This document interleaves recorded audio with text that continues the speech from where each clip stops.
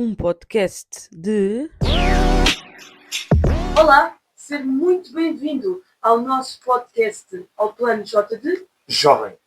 Neste episódio vamos falar sobre um apoio que pode ser a chave para conseguires comprar a tua primeira casa, a garantia pública. Sabias que o Estado pode ajudar-te a conseguir o crédito à habitação, mesmo sem teres a entrada que necessitas para a tua primeira casa? Não sabias, pois não? Então fica connosco e vem connosco aqui para este episódio super especial que se chama a Garantia Pública. E connosco temos o nosso convidado mais especial, José Neto. Apresenta-te, José Neto. Sou José, portanto, sou aluno do 4º ano da licenciatura em Direito na Universidade Autónoma. Trabalho numa instituição bancária, mais especificamente no BPI, na área de empresas. E é isto, basicamente. Sou de Peniche.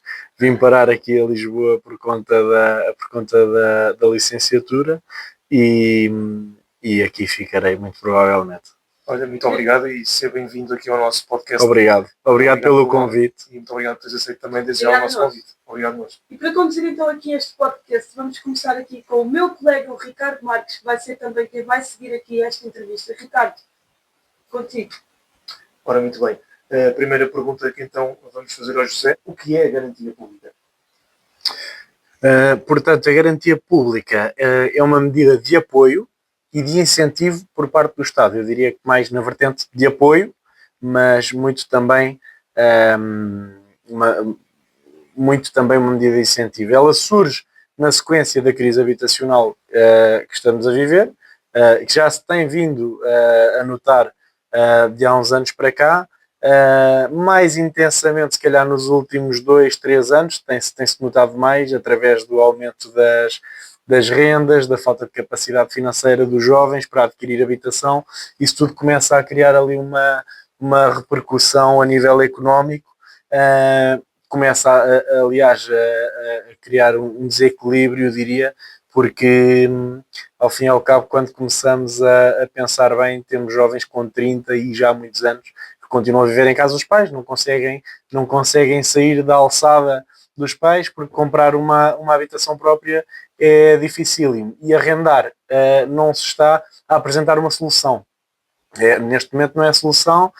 As rendas em Lisboa, um T1 ronda à volta de 600 euros, 500, 600, 700, em zonas que nem são no centro de Lisboa, um T2 700, 800, 900 euros e por aí acima, e nem sequer estamos a falar da zona periférica, nem sequer estamos a falar da zona de Lisboa. Portanto, aqui esta garantia pública é uma medida tomada, é um mecanismo desenvolvido pelo Estado para apoiar e incentivar precisamente os jovens à compra de uma habitação própria permanente. Em que é que isto consiste? Consiste em que o Estado atua como garante, como fiador desses jovens que venham realmente a querer celebrar um contrato bancário de mútuo para a compra da habitação, e que não consiga cobrir aquela típica entrada inicial que nós estamos habituados a que as instituições financeiras peçam, que ronda e que nos últimos anos rondou entre os 15% e os 10%, ultimamente 10%. Portanto, o que acontece é que esta garantia é basicamente a ação do Estado a garantir a cobertura dessa entrada inicial, claro, mediante requisitos e condições. Creio que farão essas perguntas mais à frente, de maneira a que os jovens possam ter um crédito diante de uma instituição financeira para a compra de uma habitação própria e permanente. José, perguntava-te agora, depois desta explicação que tens estado a dar aqui a nós e a todos que nos estão a acompanhar sobre a garantia pública, perguntava-te agora quais são os erros mais comuns dos jovens relativamente a este tema da garantia pública. Portanto, Ricardo, antes de pegar na tua pergunta, se me permites, vou só fazer aqui um complemento à pergunta anterior, só complementando aqui com os requisitos mais específicos que são estabelecidos realmente para ter acesso a esta garantia. Estes requisitos, como eu disse, para quem quiser consultar, estou na portaria 236A/2024, estou no artigo 3º, e eles são: os mutuários têm de ter entre 18 e 35 anos, têm de ter domicílio fiscal em Portugal, têm de usufruir de rendimentos que não ultrapassem o oitavo escalão do IRS, isto é, para quem não sabe, até 80 mil euros anuais, não ter dívidas, nem ao fisco, nem à segurança social. Como eu já referi, o imóvel a adquirir tem de ser para a habitação própria permanente e primeira habitação própria permanente, e não podes ter 450 mil euros. Também não podem ter beneficiado de uma anterior garantia pública. Estes requisitos aqui são cumulativos, ok? Não há, só tenho de cumprir este e não preciso de cumprir aquele. Não, é preciso cumprir todos os requisitos, à parte destes. Tudo aquilo que falámos anteriormente, os documentos, tudo isso, todo o processo. Ou seja, fundamentais e mesmo muito importantes para que todo este processo seja do início ao fim são estes mesmo. Todo processado, e tem que ter obrigatoriamente todos estes requisitos, e não só 2 ou 3, por exemplo, mas sim um conjunto deles todos. Exatamente. Posto isto, e agora pegando na tua pergunta, se me permites, Claro, portanto, eu diria, os erros mais graves, além daqueles que já referi anteriormente, aquela aversão a ir a um banco, porque isto, a verdade é que a nossa educação passa muito, o dinheiro é um tabu. A verdade é essa, a nossa educação em Portugal é muito, o dinheiro é um tabu, e o dinheiro não deve ser um tabu, então começa muito logo ali pelo medo, diria, ou pelo receio de ir em uma instituição bancária, expor as minhas finanças, perguntar, aconselhar-me, e ter medo de receber um não como resposta. Esse diria que é o primeiro erro. Segundo maior erro, e eu diria que acontece muito, os jovens acabam por colocar as prioridades em planos errados. Não errados, mas em planos que, se eu quero comprar uma habitação, então se calhar devo sacrificar primeiro a compra daquele carro espetacular que eu vi, que me dá um jeitaço, porque se calhar até consigo andar de transportes, e posso adiar se calhar ali a compra do carro 1 ou 2, ou se calhar até consigo, conjuntamente com a compra da casa, se calhar arranjar uma solução para comprar o carro a seguir. E então eu diria, erros, realmente, não ir a uma instituição aconselhar-me. Segundo, estabelecer ali prioridades em planos menos adequados, porque realmente a habitação pesa muito na taxa de esforço, e portanto acho que devemos saldar-nos primeiro e depois então conseguir, para depois conseguir então crédito à habitação. Diria que um dos erros também algo comuns, eu não posso, quer dizer, não é aceitável que, ok, eu quero comprar uma habitação, estou aqui no meu emprego, tenho um salário de 1000 euros líquidos, por exemplo, aqui não vou conseguir, mas se eu mudar ali para outra empresa, vou receber 1300 euros líquidos, ali já vou conseguir já vou conseguir contrair um crédito de habitação.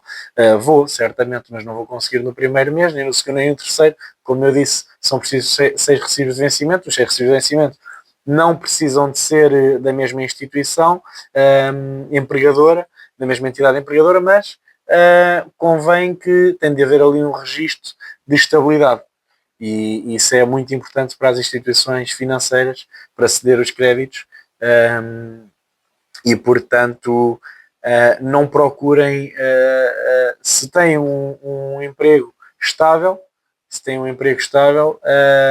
não mudem à pressa para conseguir, e tal, esta garantia tem um prazo, e se eu não conseguir agora já mudar de emprego, não vou conseguir contrair crédito de habitação dentro deste prazo, mas também não vou conseguir se mudarem de entidade empregadora à pressa, só para conseguir.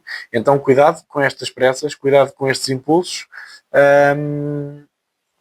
Vejam bem, cada um depois tem de avaliar bem as suas finanças, e o erro mais crasso, não ir a uma entidade, a uma instituição financeira, aconselhar-se. Esse é o ponto alto, porque diria que mesmo os outros dois pontos que eu referi acabam por se solucionar quando nos aconselhamos bem diante de de uma entidade bancária.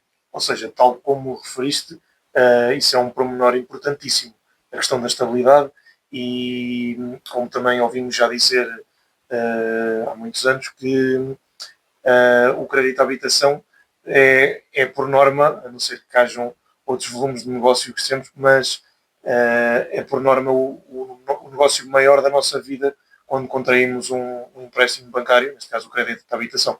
Sim, sem dúvida, é o que pesa mais a nível de taxas de esforço, é o que vai pesar mais, certamente. Geralmente pede-se um valor que não ultrapasse os 50% da capacidade de um agregado ou os 50% da taxa de esforço individual de quem quer contrair esse crédito. Pronto, e além disso é o sonho latino. Obrigado mais uma vez pela tua excelente explicação. Então, agora que nos explicaste os requisitos necessários aqui, relativamente aqui a este tema e como funciona do processo no banco, então agora perguntava-te quais é que eram os documentos necessários para todo este processo. Portanto, a nível de documentação, seria preciso, em primeira instância, o normal que é pedido pelas instituições são os 6 recibos de vencimento, mais o IRS. Fora os documentos pessoais, o normal, cartão de cidadão, número de identificação fiscal, entre outros, aqueles documentos normais, básicos, que se pede para praticamente tudo. Isto numa primeira instância. Sendo então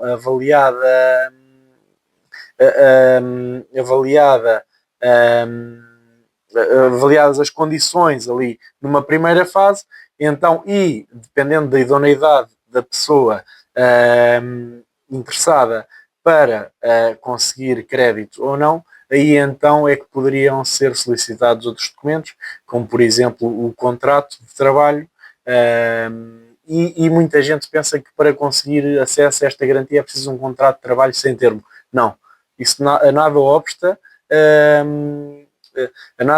que o contrato de trabalho seja a termo. Há a possibilidade de ser a termo, aqui porque depois entra muito a taxa de esforço. A taxa de esforço dos clientes, é isso que joga muito. Mas além do contrato, pode ser pedido também a declaração de património das finanças, porque como eu disse anteriormente, esta garantia visa a aquisição de habitação própria permanente e, portanto, não é direcionada a quem já tem a habitação própria permanente ou a quem já tem uma habitação secundária. E então seria sempre um requisito este documento que comprova aqui o património de quem tem interesse a aderir a esta garantia.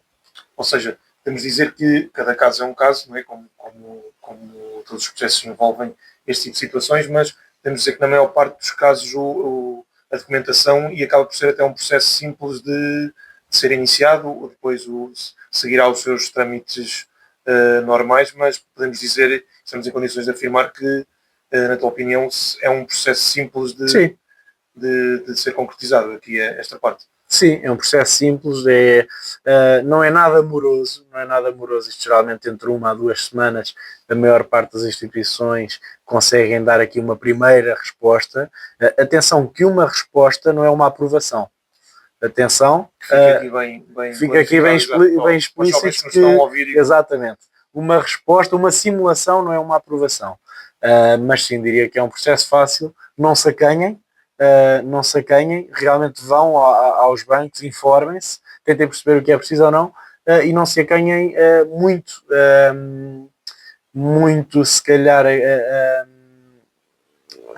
muita da razão pela qual os jovens se acanham é pelo facto de terem um contrato a termo. Então não se acanhem por isso, porque na verdade depois o resto da situação financeira também vai ser muito relevante. Se eu tenho um contrato a termo, vamos pôr aqui um exemplo, eu tenho um contrato a termo, mas recebo um salário líquido de 1.200 euros, não tenho crédito automóvel, não tenho despesa, não tenho uma renda de uma habitação para pagar, não tenho despesas, água, luz, gás, não tenho nada dessas despesas, eu à partida sou muito mais idóneo a adquirir uma habitação, a conseguir esse contrato, do que uma pessoa que recebe 2.000 euros líquidos, tem um salário de 2.000 euros líquidos, mas tem crédito automóvel, tem uma renda para pagar, tem despesas, água, luz, gás, etc. Até pode ter um crédito pessoal, por exemplo, porque à partida a taxa de esforço vai ser muito mais elevada, essa pessoa pode não conseguir e eu posso conseguir. E então os requisitos não são muito exigentes, o processo não é muito exigente, não é moroso, ir a uma instituição bancária a aconselhar-se não é um bicho de sete cabeças, faz parte e é estar pronto para levar um não. Não é hoje é não, amanhã pode ser sim. E portanto eu acho que isso é o ponto mais importante. E nada melhor que estarmos aconselhados por quem sabe e está a par das situações. Diria que sim, diria que sim. E após esta explicação, que eu acredito que tenha sido bastante produtiva, e aqui para terminar, aqui mesmo no minuto, José, tu achas que esta garantia pública está ao acesso de todos os jovens? Não acho, tenho a certeza que não está a acesso de todos os jovens. Primeiro porque é preciso preencher os requisitos que eu já enunciei. Depois, por exemplo, imaginemos que eu tenho 28 anos e a minha cônjuge tem 36 anos. Aqui já não somos idóneos a conseguir contrair este crédito de habitação, porque um de nós já tem, já não preenche um dos requisitos, que é o ter o 35 anos. Agora, isto suscita algumas dúvidas, tem suscitado aqui algumas contradições e tem suscitado aqui algumas inquietudes por parte de quem tenta aceder a esta garantia nestas condições. Inclusive, já foi suscitada aqui esta matéria junto da DECO, está a ser avaliada a situação, inclusive a DECO já tomou aqui algumas medidas para tentar contornar isto, porque realmente entende-se que num caso de um casal em que um tem 28 anos, outro tem 36, entende-se que pelo menos uma das partes deveria ser beneficiada desta garantia. Ou seja, devia haver aqui um critério, devia haver aqui um mecanismo em que uma das partes era beneficiada, a outra não cumpria o requisito, mas automaticamente conseguia ser incluída neste crédito abrangido por esta garantia também. Portanto, não é para todos os jovens, é para aqueles que cumprem os requisitos especificamente. Mesmo cumprindo os requisitos, já lá está, é necessário que seja tudo avaliado pela entidade bancária. Mais especificamente, é necessário que consigam corresponder à taxa de esforço que lhes é exigida. E depois há estas situações, estas nuances. Eu posso dizer que tenho um caso de pessoas que são conhecidas não conseguiram aderir a esta garantia precisamente porque um dos intervenientes já ultrapassa a idade dos 35 anos. Muito obrigada, José. Obrigado, Bel. Portanto, aqui foi bastante elucidativa aqui esta explicação. Obrigada por este tempo que aqui estiveste.